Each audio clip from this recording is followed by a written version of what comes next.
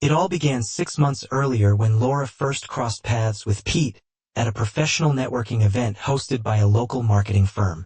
Laura, an ambitious project manager at a real estate firm, was immediately drawn to Pete's easy charm and quick wit. Their conversation flowed effortlessly, sparking a connection neither had expected. By the end of the evening, they had exchanged numbers under the guise of sharing industry insights.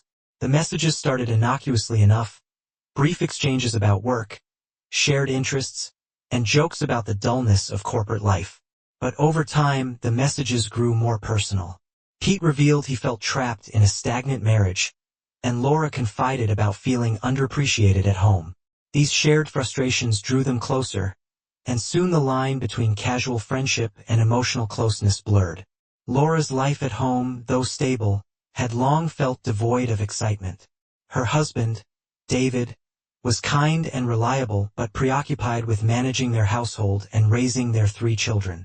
Their once passionate relationship had settled into a predictable routine, leaving Laura yearning for something more. Her guilt over these feelings was eclipsed by the exhilaration of her growing bond with Pete. Pete, a sales executive with a magnetic personality, often shared tales of his younger, carefree days traveling the world. These stories captivated Laura, fueling her fantasies of an adventurous life beyond her suburban existence. Pete suggested a trip to Bali, a place he described as magical and transformative. Though hesitant at first, Laura found herself unable to resist the allure of the escape he painted so vividly. As their plans took shape, Laura devised a cover story to ensure her family remained unsuspecting. She told her husband she was attending an out-of-state training workshop and arranged for her children to stay with her in-laws. The meticulous planning brought an unexpected thrill, making the trip feel even more like a forbidden adventure. The night before their departure, Laura sat alone in her home office, staring at a draft of a letter she had written to her husband. It was meant to soften the blow if he ever discovered the truth. The letter spoke of her deep love for him and their family, but hinted at her longing for personal growth and independence. She hesitated before sealing it in an envelope and slipping it under his pillow. Little did she know, this single act would set a chain of events in motion that neither she nor Pete could control. Laura and Pete were seated together in the bustling airport lounge, waiting to board their flight to Bali. After weeks of meticulous organizing and mounting excitement, their long-anticipated getaway was finally underway. Laura, her energy drained from the late-night packing, shut her eyes while holding Pete's hand. The prospect of 2 weeks of relaxation and indulgence seemed like the perfect retreat. Their calm was disrupted by the ding of Pete's phone as he glanced at the screen. He casually reminded Laura, "Don't forget to put your phone on airplane mode." "I didn't bring it," she said, shrugging off the remark. Pete's expression suddenly tightened as he read a message on his phone. "Peter, Hour just touch that woman, and you'll regret it for the rest of your life." Alarmed, Laura noticed his reaction. "What's wrong?" she asked. Instead of answering, Pete handed her the phone. "Pete, you're unbelievable," Laura said, exasperated. "You should have warned your wife.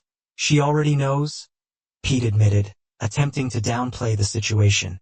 He explained that he had told his wife he was attending a 2-day training course and packed while she was asleep.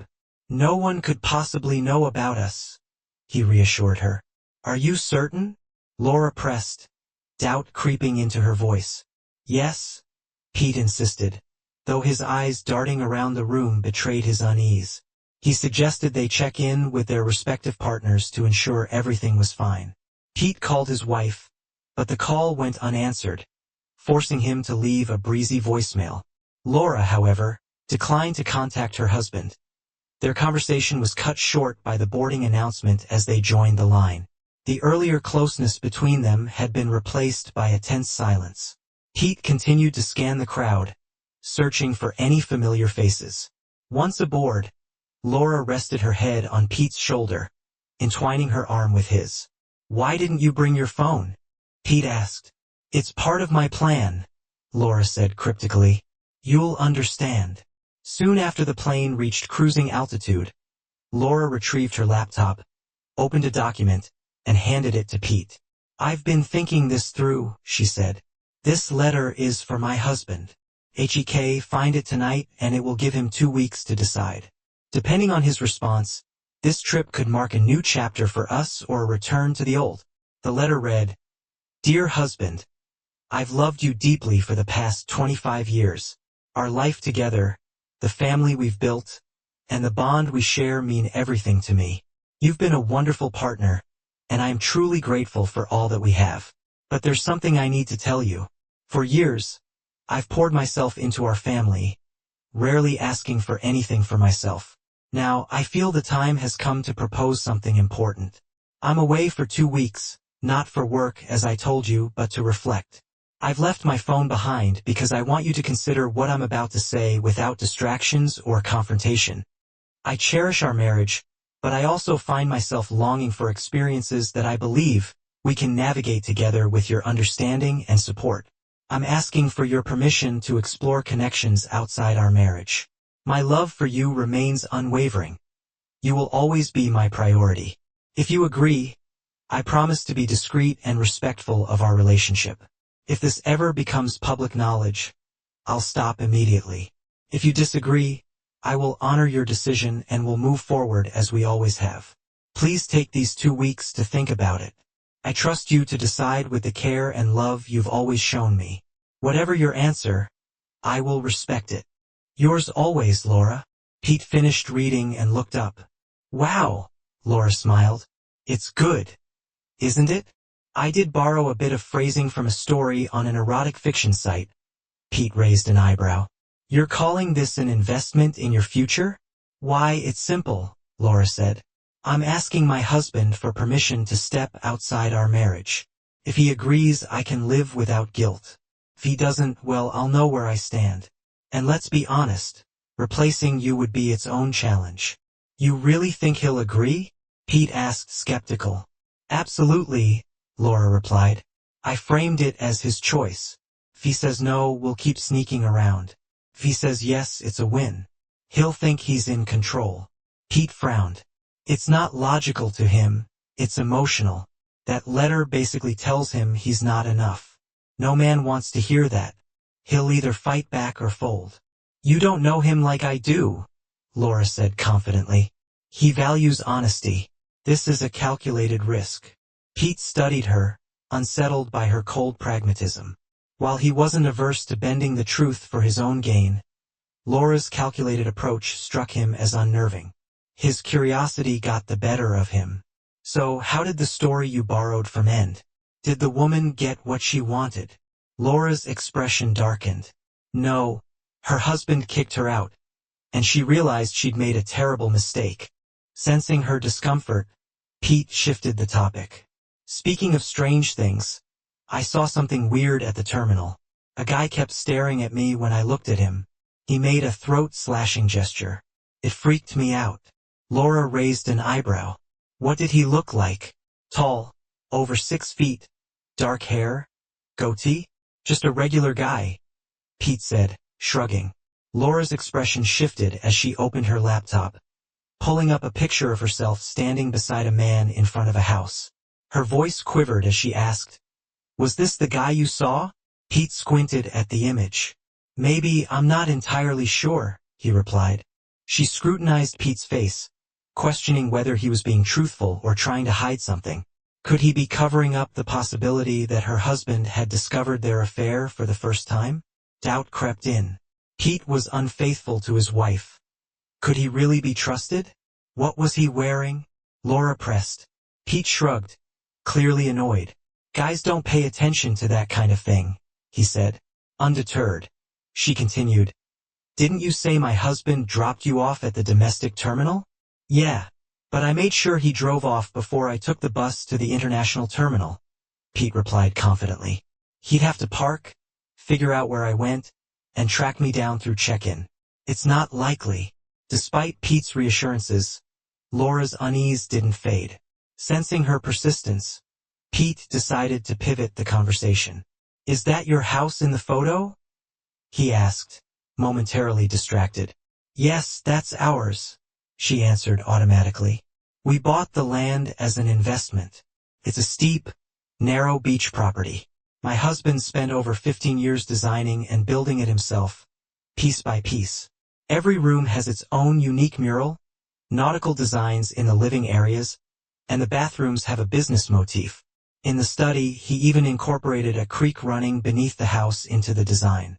It's won several architectural awards. Pete nodded politely, but his thoughts were elsewhere. He couldn't shake the unsettling feeling that someone, maybe Laura's husband, was already one step ahead of them. The conversation meandered to family, a subject they usually avoided. Pete mentioned his 2 kids, ages 6 and 8, while Laura spoke about her 3. Sarah, 23, a newly minted real estate attorney, and her teenage sons, Daniel, 16, and Larry, 13. Still uneasy, Laura tried to refocus. She jotted down a mental checklist. Lawyer, home, kids. Her thoughts raced toward contingency plans, how to protect her family and assets if everything fell apart. The silence between them deepened, and Laura chastised herself for not being more cautious. She replayed the events leading up to their departure. Thursday night, she had meticulously packed for the trip, ensuring her choices matched the cover story of a work conference. Her husband had seemed normal, even affectionate, as they spent the evening together. Friday had followed the usual routine. Laura went to work, arranged for her husband to pick her up since her company car was in for service, and shared lunch with the kids. Later, they dropped the boys at their grandparents' house and spent a quiet evening together. Laura's excitement for the trip had blinded her to any potential red flags. On Saturday morning, she convinced her husband to help her check her bags and leave quickly, a break from his usual habit of lingering. His easy compliance, which had initially relieved her, now felt suspicious. Had he suspected something, despite her careful planning? Laura clung to the idea that her husband was in the dark. He didn't know her coworkers, and no one from work knew the truth about the trip. Pete's unsettling text, probably a prank, the man Pete saw at the terminal, just a stranger with bad manners. She repeated these reassurances to herself. Even if her husband pieced things together, the letter she'd left behind provided plausible deniability. It framed the trip as a getaway with a colleague. Still, Laura felt the need to shore up her defenses. She decided to have Sarah discreetly retrieve the letter she'd left under her husband's pillow during the flight. Laura drafted a message to her daughter, explaining she'd forgotten her phone at home and needed Sarah to activate Pete's number for contact. She claimed she'd purchased a prepaid phone for the trip. Laura also instructed Sarah to find the letter, calling it deeply personal and meant only for her husband. She trusted Sarah's loyalty and discretion. Once they landed in Bali, Laura emailed Sarah and used Pete's phone to call her husband. There was no answer. Hours later, worry nodded at her as they settled into their hotel. Finally, Sarah called back on Pete's phone, confirming she'd followed her mother's instructions, but she added a troubling detail. Her father had taken Daniel and Larry to the family's remote cabin for the weekend. He'd called her earlier, sounding preoccupied, and said he needed time to think. Sarah planned to join them that evening. Laura froze. Her husband hadn't mentioned going to the cabin, a secluded property without modern communication. The realization left her shaken. She ended the call without asking further questions, unable to process the implications. Meanwhile, her husband at the cabin prepared a barbecue for the kids. They begged him to take them camping the next day to hunt wallabies for stew. Sarah noticed he seemed preoccupied and decided to gently confront him during a family meeting. "Is it about Mom?" Sarah asked. "Yeah," he admitted with a heavy sigh. "She's been acting distant for months, and now after yesterday and this morning, I've learned a few troubling things." The room was heavy with attention as their father sighed, completing his thought.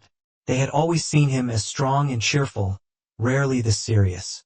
The silence stretched. "Your mom told me she was going on a 2-week work course overseas," he began. The kids immediately replied. "She told us the same thing," he continued. "Yesterday, I picked her up from work. While waiting, I saw her talking to a man in his office. Something about their posture and expressions felt off. She took over 5 minutes to come out. Meanwhile, I saw his photo on the company wall. His name is Peter Auer. I even picked up his business card from the front desk. The children listened intently as he went on. This morning, I couldn't sleep and looked in your mom's purse. I found her passport and noticed an Indonesian visa stamped 3 weeks ago. I remembered her reading a Bali travel brochure last month. Pausing, he looked at his children before continuing. Bali is in Indonesia, not in her state. She lied about her destination. But accusing someone you love of cheating without proof is serious. Sarah spoke up. We understand, Dad. You and Mom taught us to never cheat, never lie, and always respect others. Their father nodded. That's why this is so hard. This morning your mom asked me to drop her at the domestic terminal and leave. That was unusual. Normally, I'd stay until her flight departed. So, I went to the international terminal instead. I saw Peter Auer checking in, and 15 minutes later your mom showed up and checked in too. I was too shocked to confront her. Sarah hesitated. Do you think she's... Yes, Sarah, he said heavily. I believe your mother lied to us and went to Bali for an affair. Turning away, their father tried to mask his pain, but it was obvious. One by one, the kids embraced him, starting with Daniel. Sarah stepped back and looked up at him. What are you going to do, Daddy? She asked softly. He sighed heavily. I don't know yet, he admitted. If she's been unfaithful, it's over. Fidelity is non-negotiable. Even if she hasn't slept with him, I don't know if I can move past this. For now, I've sent them a message, warning there will be consequences if they touch each other. It buys me time to decide. Sarah tilted her head, concern etched on her face. But Dad, Mom left her phone at home, she said carefully. She wouldn't have seen your message. Their father's expression darkened as he frowned. What number did she give you to contact her? He asked, his tone sharpening. Sarah pulled up Laura's instructions on her phone and read the first 6 digits. And her father completed the last 4 from Peter's business card. This simple act confirmed the truth for everyone in the room. Silence fell. There's more, Sarah added. Mom asked me to retrieve a letter from under her pillow and bring it to you. She handed him the letter. After hesitating, he began to read. Larry broke the impasse. Dad, this is about our family. We make big decisions together. You have to tell us. Moved by his youngest son's determination, Dave read the letter aloud. One sentence in the 3rd paragraph stood out. I'm going away for 2 weeks with a friend from work. I have never been unfaithful to you, and without your full blessing, I never will be. That single proven lie cast out over the entire letter. For the next hour, they debated the situation, analyzing Laura's motives. They reached an unsettling conclusion depending on one key detail. Laura might have forfeited her place in the family. Dave tried to defend her. Kids, if there's a betrayal, it's against me as her husband. Don't let this change how you feel about her. Larry responded firmly. No, Dad.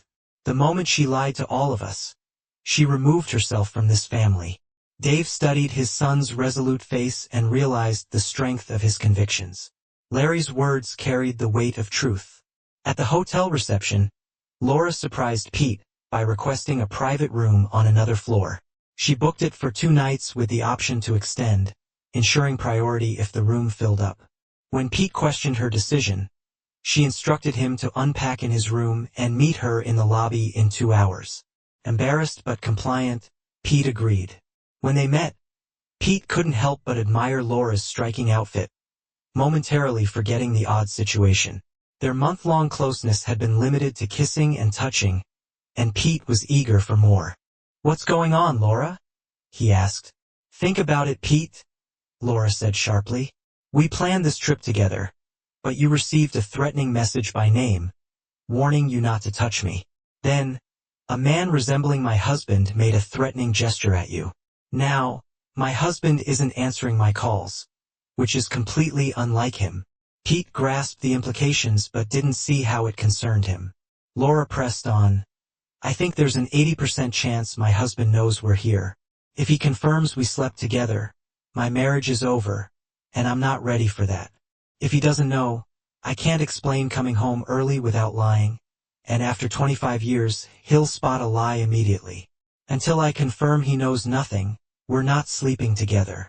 Pete looked disappointed, but Laura waved him off before he could argue. If you were my husband and suspected me of cheating, how would you handle it? She asked. Easy, Pete said. Seeing his realization, Laura added, did you try calling your wife since we arrived? Pete glanced nervously around the lobby as though searching for cameras. Laura, she said firmly, now you get it. Stay away from my room, don't touch me, and notify me immediately if my husband calls. Here's a list of the numbers he might use. Now give me a friendly kiss on the cheek, and we'll part for now. Pete complied, and they retreated to their rooms, both wary of being watched. Had either checked the number from Pete's threatening message, they might have realized Laura was already a sufferer of her husband's suspicions. Over the next 4 days passed, and the trip unfolded awkwardly. They ate at the hotel restaurant, avoided physical contact, and spent every day together, in case Laura's husband called. Laura dragged Pete to clothing stores and planned a day trip on Tuesday, though Pete grew increasingly restless on Monday. She bought a disposable phone and had Pete practice switching to it in case of a suspicious call. Her concern deepened when Sarah stopped responding to emails, though she rationalized that Dave might have extended a trip to their cottage with the kids. By Tuesday night, Pete's patience ran out. He discreetly booked another room, left unnoticed, and spent the night with a Japanese escort. Meanwhile, Laura's anxiety escalated. She stayed in her room, researching the ins and outs of divorce and emailed the family lawyer for advice. He confirmed her assumptions about a potential divorce, though he admitted it wasn't his specialty. By Friday, convinced her husband knew, Laura took action to secure her family's finances. She instructed her lawyer to lock down assets and transferred ownership of their last vacant property into a trust shared with Sarah. She also set up separate trusts for her 2 younger children, requiring dual signatures, one from the child, valid only when they turned 18, and one from a guardian, whom the lawyer recommended be himself rather than Laura. With her family's finances protected, Laura felt a slight sense of relief. If it turned out to be a false alarm, she could undo the changes. That night, she slept more soundly than she had all week. On Saturday, Laura's world unraveled with 2 devastating revelations in quick succession. First, Pete broke her rules by visiting her room. He confessed that his wife, who had been unresponsive, had asked his brother where to send divorce papers. Pete's wife had discovered he was on annual leave, not a business trip, and confronted him. Pete realized this was how Dave had learned of the trip and immediately decided to return home to manage the fallout. Laura, shaken, contacted her lawyer to finalize all financial changes, escorted Pete to the airport, and then moved into his now empty room. The second bombshell came from a Facebook post on Larry's account, announcing his parents' divorce. Stunned, Laura screamed, "What's Dave doing?" She reflected bitterly. Divorce, she thought, should involve discussions and explanations, not unilateral declarations. Dave had always supported her career, allowing her to become the breadwinner while he stayed home with the kids. Yet now he was turning the family against her. Laura prayed for a sign to stop her plans before it was too late. As her panic subsided, Laura analyzed the situation rationally. Someone, likely Pete's wife, must have exposed her trip to Dave. If Sarah had disobeyed instructions and shown her father the letter Lord had written, the situation would be even worse. Reading the letter again, Laura saw its flaws. Truths mixed with lies, promises that now rang hollow. If Dave had seen it, she realized, he would question everything, including her assurances of fidelity and her praise of him as a lover. Laura's greatest concern was Dave's wounded ego. She hadn't physically betrayed him, but the letter and circumstances suggested otherwise. She clung to the hope that the private investigator's report would confirm her innocence, at least in Bali. Reflecting on her actions, Laura felt a grim irony. She was the archetypal wife who had it all, yet she risked everything for a fleeting desire to rewrite her future. Now she faced losing her family, and still hadn't satisfied her craving. Determined to salvage the situation, Laura made plans to return home early. She wrote a vague letter to Dave, sent through Sarah, hoping to delay any irreversible decisions. She also scheduled an appointment with a marriage counselor. Meanwhile, back home, Sarah overheard Dave talking with their neighbor, John Smith, a lawyer. John asked, "So, besides informing Pete's wife, what else have you done?" Dave replied, "Nothing yet. I'm waiting to hear what Laura has to say before deciding on a divorce." Sarah interjected sharply, "Dad, stop being naive. Mom's lawyer had me sign a trust agreement that effectively removes your control over family assets. She's emptied most of the accounts. She's already making her move against you." Dave listened quietly, his face a mix of hurt and disbelief as Sarah laid bare Laura's apparent betrayal. Sarah handed her father a printed letter from Laura. He read it, then passed it to John. "Dear Sarah," it began, "please print the attached document and give it to your father. I trust your discretion not to read it. This is personal between him and me." The letter continued, "Dear David, I assume you now know I lied about my trip's purpose and destination. When I return, I hope we can talk, and you'll listen to my apology for the mistake I've made with the patience you've always shown. Please remember two things before doing anything drastic. 1. I love you and only you, always have and always will. 2. Since we became exclusive, I've been faithful to you. I know my actions have caused doubt, but I'm willing to do whatever it takes to prove my fidelity. Arrange for a lie detector test upon my return, and I'll take it, answering any questions you want. After resolving this, I'll apologize for the disrespect you feel I've shown. Please don't do anything rash. Divorce will devastate us both. You'd lose the house you love and half of our early retirement funds. Think about the children. Divorce divides families, and custody battles would hurt us all. Please give me a chance to explain when I return. Your loving wife, Laura." After reading the letter, Joan remarked, "If we didn't know what she's been doing, this letter would seem compelling." Dave furrowed his brow. "What do you mean?" John leaned forward, his tone steady. "Dave, in my line of work, I see these situations all the time. This looks like a textbook case. She wants out, found a replacement, and took him for a test drive on this trip.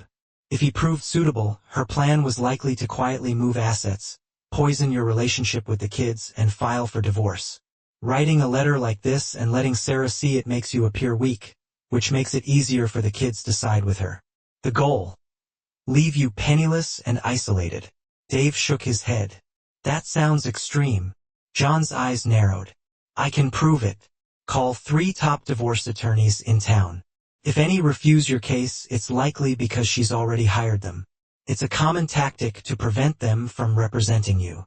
Skeptical but willing to try, Dave followed John's advice. He called a top attorney, only to be told they couldn't take his case. Unbeknownst to him, the reason was the firm's heavy workload, not Laura's interference. When Dave returned to the room, he said, "Okay, John, I believe you. What should I do?" John didn't hesitate. "First, block all financial accounts she doesn't control and restrict joint spending. Cancel any shared credit cards immediately." Dave paused, conflicted. "I still want to believe she loves me, but the second half of her letter doesn't align with that." Sarah, who had been quietly listening, spoke up. "Dad, are you sure Mom lied to you?" "Yes," Dave said, his voice firm. Sarah met his gaze. "Do you lie to people you love?" "No," Dave replied, his tone softening. "What are the 3 pillars of a partnership? You've always taught us love, trust, and respect. How many of those do you still have with her?" "1," he admitted. "And how much is Mom showing you now?" Sarah pressed. "None," Dave acknowledged. "Exactly," Sarah said, her sarcasm cutting through the room's tension. Laura tried to pay the fee to change her flight. Her credit cards were declined. Panicked, she rushed to an ATM, but her card was also rejected. Realizing she had limited options, she quickly assessed her situation. Her hotel and meals were prepaid, so she wouldn't be left homeless or starving. She had a few hundred in traveler's checks, though not enough to last. Asking her parents for money would raise questions she wanted to avoid. Laura emailed her lawyer to inquire about the frozen accounts and prepared for a dull, low-budget week before her flight home.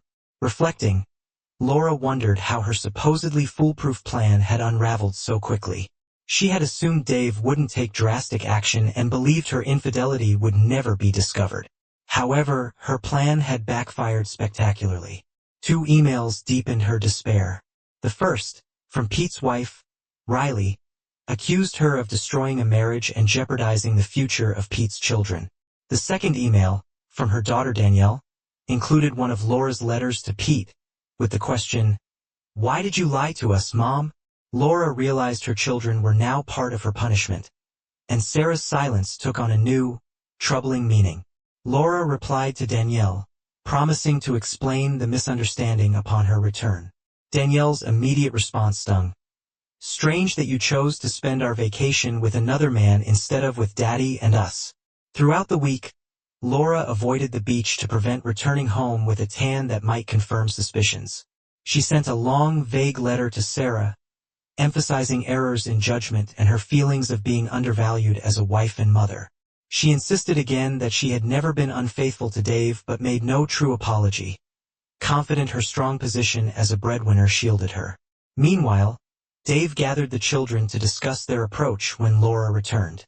"Unless we hear otherwise, she'll be home Friday," he began. "What do we do?" Sarah spoke first, her tone sharp. "Her latest letter proves she sees us as inconveniences. She'd rather have a fling over her family unless she changes her attitude." "I'm done with her." Dave nodded, harsh but fair.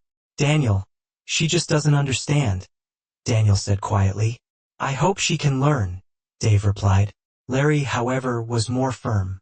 "I don't care what happens to her," Larry said. "I just want to stay with you." Dave smiled at his youngest, then shared his plan. "I think your mother lost her way after her promotion. If she admits her mistakes and shows remorse, we should give her a chance. If she doesn't, we'll reassess. What do you think?" Sarah hesitated but saw her siblings' need for stability. "Fine, Dad, we'll try. But her letter shows no remorse. Oddly, I do believe she's never been unfaithful." Dave nodded. "That's why I've planned a wake-up call for her. She needs to understand the emotional damage she's caused. If she breaks down and apologizes, we'll talk. If not, we'll decide what's next." Laura was caught off guard when she received a letter from Sarah, addressed to Dave and the children. It outlined her return timetable and sent a chill through her. According to the letter, Laura was expected home late Friday night. Upon arrival, she would take a polygraph test with questions submitted by all 4 family members. Afterward, she would stay in a motel for 2 nights to reflect, with the option to request a family meeting Saturday afternoon. Though irritated at being told what to do, Laura decided to play along, confident she could regain control. After the polygraph, she believed the test would prove her fidelity and hoped it would convince Dave and smooth things over. She began speculating about the questions Dave might ask if the test focused on whether she had sex with Peter or anyone else. She felt safe, however. Questions about her intentions or behavior as a wife were more troubling, especially considering her history with Peter and Michael. Realizing overthinking could raise her stress levels, Laura resolved to stay calm when she landed. Laura avoided telling anyone her arrival time, opting for a cab to the polygraph appointment instead. Feeling triumphant, she arrived burdened, knowing the situation had spiraled far beyond her control. At the testing center, the technician explained the procedure and began with calibration questions. Then came the first real question. 2 weeks ago, did you go to Bali with the intention of having extramarital sex with Peter? Yes, Laura answered, her voice steady. The technician checked the readings, made a note, and closed the test. That's it, Laura asked, stunned. Just one question, the technician replied. Yes, and I suspect it was written by your husband. It seems he doesn't care whether you had an affair in Bali. He wanted confirmation of your intent. Your attention was enough. He gestured toward divorce lawyer cards at the reception. Good luck, Mrs. Brown. Reeling, Laura realized her strategy to prove physical fidelity had completely missed the mark. Enraged, she made an impulsive decision. She jumped into a cab and headed home, convinced she needed to confront Dave directly. As she approached the house, Dave, Daniel, and Larry watched from a parked car across the street. They silently exchanged glances, relieved they had prepared for this moment the night before. Unwilling to engage in a confrontation in front of the children, Dave drove them away to the motel where Laura's room was waiting. Their phones turned off to avoid further contact. Laura didn't contact the family until late Monday, shattering any hope that she had used the weekend to reflect. That night, Dave received a letter from Sarah delivering Laura's message. The letter accused Dave of using low tactics by involving the children against her, and informed him of an emergency family court hearing her lawyer was organizing to decide temporary custody of Daniel and Larry. Laura also announced she had scheduled a psychologist session for the family, and a meeting on Wednesday night to discuss the future. Laura spent the weekend crafting a strategy to salvage her position. Her plan focused on 3 fronts: saving her marriage through counseling, choosing a female counselor to sway things in her favor, explaining her actions to the children during family sessions, and securing legal advantages if divorce became inevitable. On Tuesday, Laura was already seated in the counselor's office when Dave arrived. The counselor greeted him warmly and directed them to sit in chairs facing her, though spaced apart. After introductions, Laura insisting on her first name while Dave chose Mr. Brown, the counselor invited Laura to speak first. Laura recounted their marriage, claiming, "I was a faithful wife and mother until I made a terrible mistake, lied to my family, and went on a date with another man. There was no ZX as my behavior shows, but the intent was there. I regret my actions and wish to move forward with my marriage." The counselor then turned to Dave. Dave spoke plainly. "My children's main grievance is their mother's lies. She used her vacation to leave us and deliberately avoided contact by leaving her phone behind. And no, I did not hire anyone to surveil her in Bali." Laura looked stunned. She had assumed surveillance would be his first move. Dave continued, "I didn't want to believe she was seeing someone until our youngest daughter hacked her email and found the plans she made with her lover. I canceled the credit cards only after Sarah discovered Laura's attempts to block family finances, leaving me powerless." Laura was speechless, realizing her daughters had exposed her precautions and interpreted them as betrayal. Dave's tone hardened. "As for her intentions in these sessions, pardon me for not believing a word she says." The counselor asked, "Dave, what do you hope to achieve here?" "I want to understand why my wife thought it was acceptable to lie and plan to sleep with another man," he replied. At this moment, their marriage might have had a chance, until the counselor muttered, "Oh, we have a dinosaur." Dave froze. He concluded that Laura had chosen a counselor biased against him and stormed out. Rather than running after him to apologize, Laura vented her frustration at the counselor. By the time she was done, Dave was gone. The counselor apologized to Laura and convinced her to schedule another session. She also contacted Dave to apologize and offered him a solo session. The family meeting on Wednesday fared no better. Laura invited them to dinner beforehand, but Sarah bluntly declined, reminding her mother she couldn't cook. They agreed to arrive at 7:30 p.m. When they walked in, Laura attempted hugs, but they all responded coldly. As they sat together on the couch, leaving Laura alone across from them, she tried to coax Sarah to her side. Sarah refused. Disheartened, Laura launched into her prepared speech, which was light on apologies and heavy on excuses. She claimed she felt unappreciated as a woman and breadwinner, lamented her husband's routine attention, and admitted she had missed the admiration single women enjoy. She justified her actions by saying she had succumbed to the flattery of a younger man. The cold, unyielding expressions of her family made it clear trust had been broken and there was no going back. During Laura's speech, she directed her attention at Daniel and Larry, avoiding Dave's gaze while Sarah sat scribbling notes. Her irritation was evident. Finally, Sarah broke the silence. "Damn, Mom, you've let me down again." "What? Why?" Laura asked, startled. "I'd give you 85% on the cliché test if you'd added, 'No one gets hurt if they don't find out.' You'd score 100%, Sarah retorted.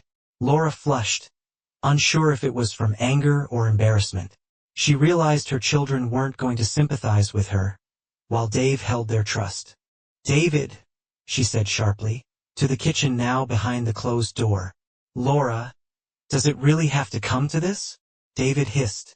David, me breaking you until you beg for forgiveness? Dave sighed, saddened by her combative nature. It doesn't have to, if you'd simply do what's right.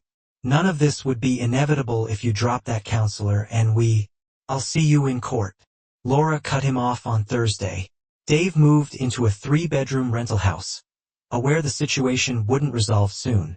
He learned the custody hearing for Danielle and Larry was scheduled for Tuesday. After hearing which judge was assigned, Dave called John, who noted the judge had a history of siding against fathers. Despite this, Dave declined legal representation, opting to represent himself. John offered advice over the weekend about court procedures, and prepared carefully. Dave focused on his children's well-being, spending the weekend setting up their new home. Around the table, he explained his plans honestly. The kids brightened as they joined in, helping to research and plan for their future. On Tuesday, Laura's attorney was surprised Dave planned to represent himself, recognizing the challenge Laura might face under his questioning. Due to delays, the court only addressed procedural matters, with the hearing continuing the next day. By Wednesday, local reporters had caught wind of the case. The courtroom was abuzz with anticipation as Laura's attorney began detailing property ownership and earning power before Dave had his turn to question Laura. Reporters in attendance noted her visible nervousness. Dave stood, his tone calm and deliberate. Laura, I built our family home with my own hands, correct? He asked. Yes, she admitted quietly. And I earned most of the money for our household while you returned to work 2 months after each child was born. Is that correct? Yes, she replied, avoiding his gaze. He continued. And who prepared our children's meals? Breakfast, school lunches, and dinners? Laura shifted uncomfortably. I worked long hours, she responded defensively. So would you say I was the primary caregiver for our children? Dave asked pointedly. Probably, she conceded. Dave's tone sharpened as he shifted topics.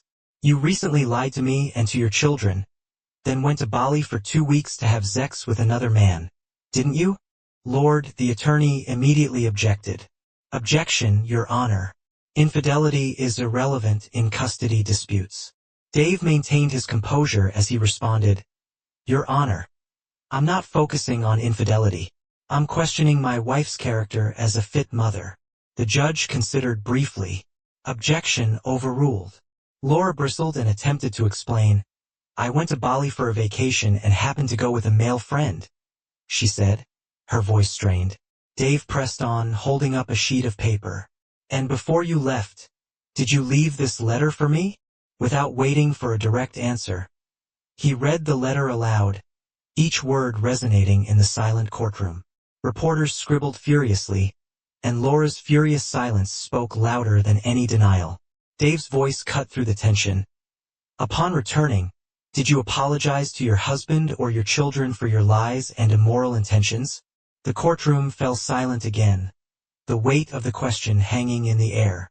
Again, Laura remained silent, her expression steely. Dave concluded, Your Honor, the decision here is straightforward. I've always been the primary caregiver. The children should remain with me in the home I built, where they have grown up. Unlike my wife, I've not lied or betrayed my family. I request full custody and for my wife to stop influencing our children negatively. Dave sat with his back to Laura, ignoring her seething glare. The judge wasted no time delivering her ruling. Temporary custody of the children and the family home would go to Laura, citing studies favoring others in divorce cases. Laura smiled triumphantly, but Dave remained composed. Standing, he addressed the court. Your Honor, I'd like to reference your rulings in similar cases where custody was awarded to the primary caregiver. He listed precedents and cited studies debunking the idea that children are always better off with their mother. So tell me, Your Honor, can a man with his organ win in your court? The judge, caught off guard, quickly closed the session. Dave handed copies of Laura's incriminating letter to reporters before walking out without looking back. Laura's lawyer congratulated her, but her victory felt hollow. Dave's remarks about her lack of remorse had struck a nerve. Instead of reflection, Laura's instinct to fight kicked in. Dave, guided by advice from Sarah, escalated his efforts. He filed a complaint with the federal court president, alleging judicial bias. That weekend, he moved into a rental home with the children and spent time fixing it up, involving them in planning their future.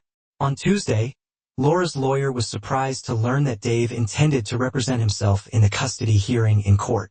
Dave's calm questioning highlighted his role as the primary caregiver and Laura's dishonesty. Reporters eagerly documented her visible discomfort. Dave read Laura's damning letter aloud. Her silence spoke volumes. He concluded, "Your Honor, I've always been my children's primary caregiver. My wife's actions show she lacks the character to properly influence our children. Custody should remain with me." Newspaper articles the next day criticized both Laura and the judge.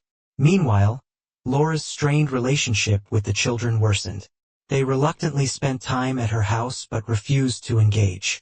Laura struggled with basic tasks like making school lunches and relied on canteen money instead.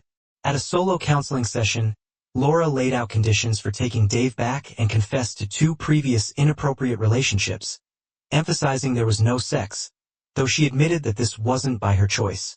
She couldn't understand why Dave was so offended, as she believed intent didn't matter if nothing physical had happened. The counselor warned reconciliation was unlikely due to Dave's focus on her dishonesty and intentions. The next day, Dave's session with the counselor was brief. He demanded either a referral to someone impartial or a declaration that the marriage was irretrievable.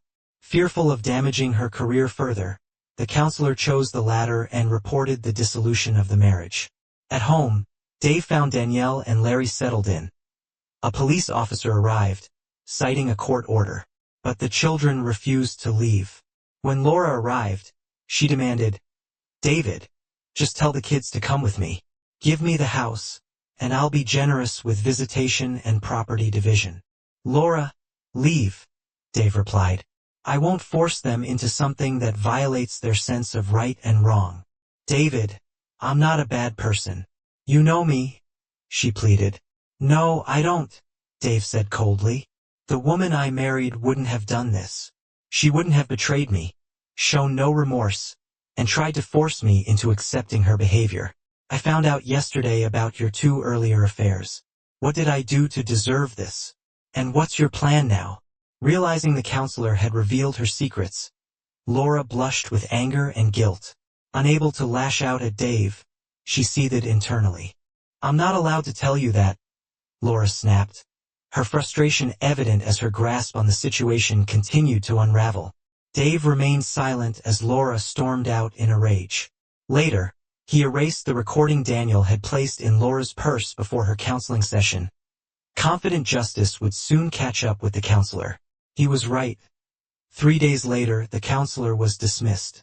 On Saturday, Children's Services arrived to enforce the custody ruling, but Danielle and Larry refused to leave without being forcibly removed. When the officers explained the court's decision, Daniel shot back, "Then the courts were wrong. We won't live with someone who hurt our father."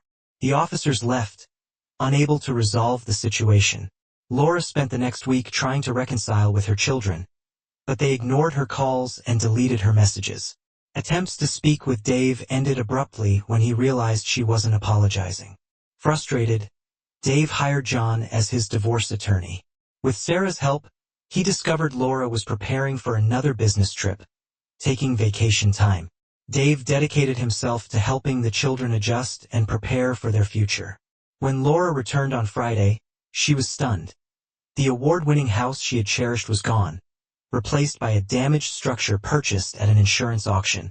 Inside, she found her belongings neatly packed, new locks installed, and a copy of the title deed on the floor. The document confirmed that while she owned the land, the house was no longer hers. She called her lawyer, only to confirm that the arrangement was legal. Realizing Sarah had taken control of the family trusts, Laura cursed her arrogance, assuming her children would side with her. Consumed by anger and self-pity, she wrote a letter to her children, asking, "Do you really hate me that much?" Dave replied simply, We don't hate you. You knew I would always protect our family, even from you. On Monday, Laura received Dave's divorce filing at work. The agreement seemed generous at first, granting her full ownership of the jointly acquired property. However, deductions included Bali trip expenses, divorce costs and penalties for her financial maneuvers. Custody would be determined by the children's preferences, with Larry's decision acting as the tiebreaker. When Laura tried to revoke the children's trusts, her financial advisor informed her it was impossible. He had planned everything perfectly. The advisor admitted that Laura attempted to appoint a new counselor, but since the first had declared the marriage irretrievable, she needed Dave's consent, which he refused. He reminded her that he had suggested a neutral counselor weeks earlier, but she had rejected the idea. Now it was too late. Realizing she had no better option, Laura signed the divorce agreement, though she retained custody and access to the trusts as the children's guardian. She lost the second parcel of land and other assets. The divorce proceeded quickly, and once finalized, left Laura to face the consequences of her actions alone. Laura's lawyer assured her the case would remain under the same family court judge, who was known for bias. He admitted he usually advised male clients to concede under this judge, confident in her victory. Planning to leave Dave destitute, Laura relaxed. She even toyed with the idea of magnanimously returning to his life on her terms, or leaving him to his supposed poverty. A month later, Laura entered the courtroom feeling confident, but was greeted by her nervous lawyer. He pointed out a woman in a suit seated in the gallery. She works for the chief federal judge. Something's going on, and I don't like it, he muttered, unsettling Laura. The judge opened the session by announcing her early retirement, her tone bitter as the hearing began. Laura's lawyer objected to Dave's request for her to cover legal fees, suggesting they each pay their own. John, Dave's attorney, countered that he was working pro bono. The case quickly turned against Laura. John presented compelling evidence of Dave's role as the primary caregiver, while Laura's lawyer, relying on the judge's usual leniency, was unprepared. The judge, glancing frequently at the woman in the gallery, appeared constrained and insincere. Her ruling awarded Dave custody and praised his generous property division offer. Laura was left stunned, barely registering the final gavel. Back at her one-bedroom apartment, Laura felt defeated but had no time for self-pity. She still had to finalize the sale of her old property, which she had listed in anticipation of a favorable financial outcome. The unique lot, once beautifully landscaped, required a specific type of house, making the sale price low. At the settlement meeting, she prepared to hand over the title deeds, but was told the buyers would arrive shortly. When Dave's car arrived, followed by trucks carrying her old house in a crane, Laura realized he was the buyer. Stunned, she left without a word. Back at her apartment, Laura stared at the meager check, representing the wreckage of her once prosperous life. She picked up her thought journal and, in bold red letters, wrote, "Next time you get an itch, go to a pharmacy. Next time you mess up, apologize. You're twice as smart as you think you are." 8 weeks later, Laura decided to extend an olive branch. She purchased champagne and went to her former property to congratulate the new owners and share her humility. Laura drove to the property with the bottle of champagne nestled beside her, the golden label glinting in the sunlight. She had rehearsed this moment a dozen times, imagining a warm reception and perhaps even the beginning of a new chapter, one rooted in humility and reconciliation. As she approached the driveway, she was struck by the transformation. The house Dave had built with such care had been restored to its former glory, standing as a testament to the resilience she had underestimated in her husband. When she knocked on the door, Sarah answered. The expression on her daughter's face was guarded but not hostile, giving Laura a flicker of hope. "Hi, Mom," Sarah said flatly, stepping aside to let her in. Inside, Laura saw the dining table set for a family dinner. Dave and the boys were arranging dishes, their laughter filling the room. The warmth of the scene made Laura feel like an intruder. She handed the champagne to Sarah, who raised an eyebrow but took it without comment. Dave looked up and met Laura's gaze. His face was calm, devoid of malice, but also lacking the affection she had once taken for granted. "Laura," he said simply, nodding in acknowledgement. "I wanted to say congratulations on the house," Laura began, her voice faltering slightly. "It looks wonderful. You've done an amazing job." "Thanks, Dave," he replied, returning to the table. His focus on the meal rather than her words stung. But she pressed on. "I also wanted to apologize," Laura said louder this time. The room grew quiet as everyone's attention shifted to her. "I made so many mistakes. I hurt all of you, and I'm truly sorry. I hope you can forgive me someday." Larry's voice broke the silence. "Why did you do it, Mom?" he asked, his tone a mix of curiosity and hurt. "Didn't we matter to you?" Tears welled up in Laura's eyes. "You mattered more than anything," she said, her voice trembling. "I just lost sight of that. I thought I needed something more, something different, and I was wrong. You all deserved better from me." Sarah crossed her arms. "So what now?" she asked, her skepticism evident. "You've said sorry, but sorry doesn't fix everything." Laura nodded, acknowledging the truth in her daughter's words. "You're right," she admitted. "I don't expect everything to go back to how it was. I just want the chance to show you that I'm trying to be better." Dave finally spoke, his tone measured. "Laura, I'm glad you're reflecting, but the trust we had is gone. Trust is the foundation of any relationship. It'll take time and consistent effort to rebuild, if that's even possible." "I understand," Laura said softly. "I'm not here to ask for anything today. I just wanted to apologize and let you know I'm taking steps to change. I've started seeing a therapist and joined a support group for people who've made similar mistakes.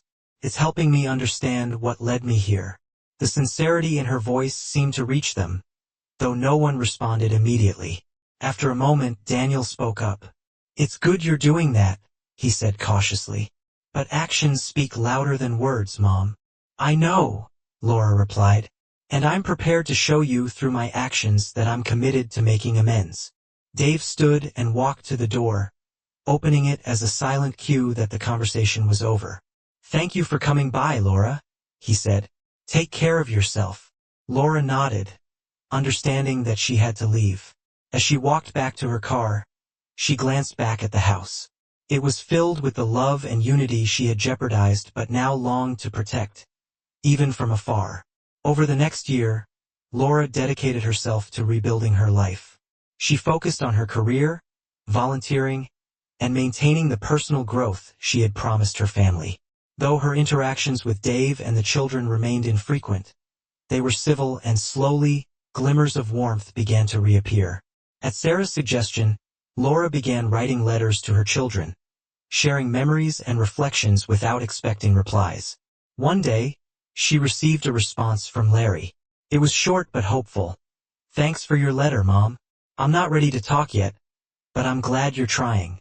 That single sentence was enough to renew Laura's resolve.